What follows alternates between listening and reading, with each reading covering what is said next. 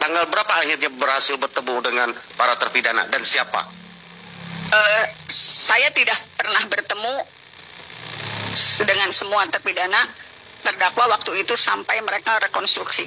Tetapi pada tanggal 15 September 2016, karena kan saya juga nyimpen nomor handphone, waktu itu masih handphone model klip, saya waktu itu berulang-ulang karena saya terus cari tahu siapa yang bisa saya akses di Polda. Saya orang Cirebon, nggak ada akses ke Polda. Akhirnya saya dikasih nomor penyidik Polda Jabar yang orang Indramayu pada tanggal 15 September 2016. Karena saya terus memohon agar saya bisa mendampingi dan hanya pada penyidik yang dari Indramayu itu mau yang berkomunikasi dengan saya. Namanya Pak Dodi.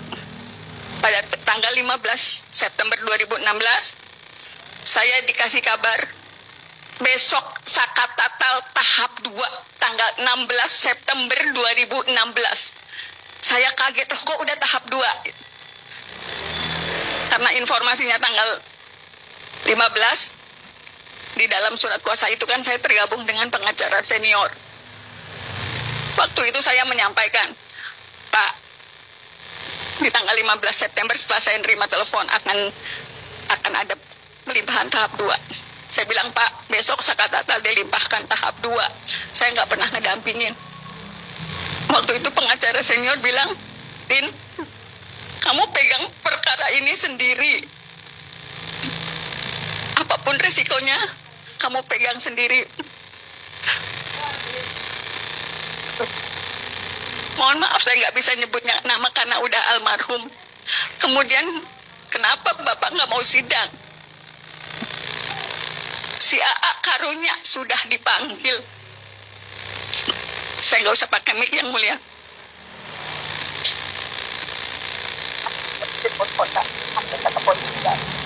Jadi minta untuk tidak jatuh.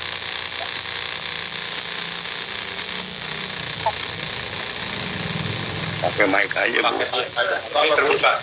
Tidak terbuka. Apa-apa. Jadi di tanggal 15 itu, Jawab. maksudnya saya jawab tapi saya Ya, kalau nggak enak. nggak, kalau Ibu, kalau saya nggak mau jawab ya, hak Ibu. Nggak apa-apa saya jawab tadi tapi tidak. Oke. Kemudian pada tanggal 16 September itulah, 16 September 2016, saya baru bertemu dengan Sakatatal. Apa? September 2016, dan kondisinya BAP itu sudah jadi.